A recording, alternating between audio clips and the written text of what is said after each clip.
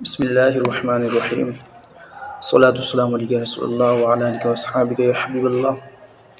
ایک بات جو بہت سی عام ہو گئی ہے اور بہت سے نعت خوان جس کو پڑھنے میں لگے ہوئے ہیں اور ان کو پتہ نہیں چل پا رہا کہ کیا شعر پڑھنا ہے کیا نہیں پڑھنا، کیا معاملات ہیں۔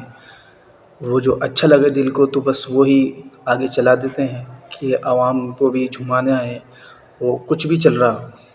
تو ایک شعر جو عام طور پہ بہت ہی پڑھنے میں آ رہا ہے، جو سننے میں آ رہا ہے، اور اس پر مجھے کہا بھی گیا ہے کہ باقاعدہ اس کی ایک ویڈیو بنائیں اور کہیں اور بتائیں لوگوں کو کہ یہ شعر درست نہیں ہے۔ قبلہ حضرت علامہ مولانا مفتی اختر رضا خان صاحب جو کہ تاج الشریعہ ہیں، ان کی ایک کتاب ہے، 10 جلدوں پر مشتمل ہے اور جس کا نام ہے فتاویٰ تاج الشریعہ۔ اس کی پہلی جلد میرے پاس موجود ہے اور کتاب العقائد ہے۔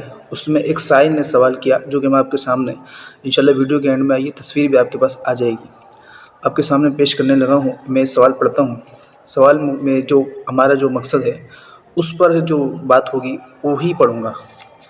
کہا کہ ہوس کی دید تھی معراج کا بہانہ تھا، ہوس تھی دید کی معراج کا بہانہ تھا۔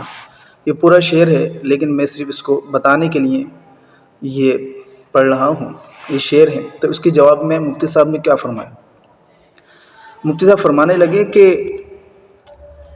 ہوس اور بہانے کا اطلاق، یہ جو ہوس اور بہانہ کا اطلاق کیا ہے اللہ تعالیٰ کے لیے کیا گیا ہے۔ ہوس اور بہانہ کا اطلاق اللہ تبارک و تعالیٰ کے لیے کفر ہے۔ کہتے ہیں جس سے توبہ و تجدید ایمان و تجدید نکاح، یعنی نکاح دوبارہ کرنا پڑے گا۔ وہ کیا طریقہ ہے وہ انشاءاللہ ہم اگلی ویڈیو میں بیان اگر اللہ نے چاہا تو کر دیں گے، نہیں تو آپ کسی عالم دین سے رجوع کریں۔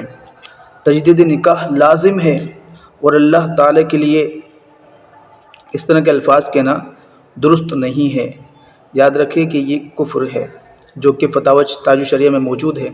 پہلی جلد ہے فتاویٰ تاج الشریعہ کی، کتاب العقائد ہے، صفحہ نمبر 170 سے 171، یہ آپ پڑھ سکتے ہیں۔ اللہ تبارک و تعالی ہم سب کا ایمان پر خاتمہ نصیب فرمائے۔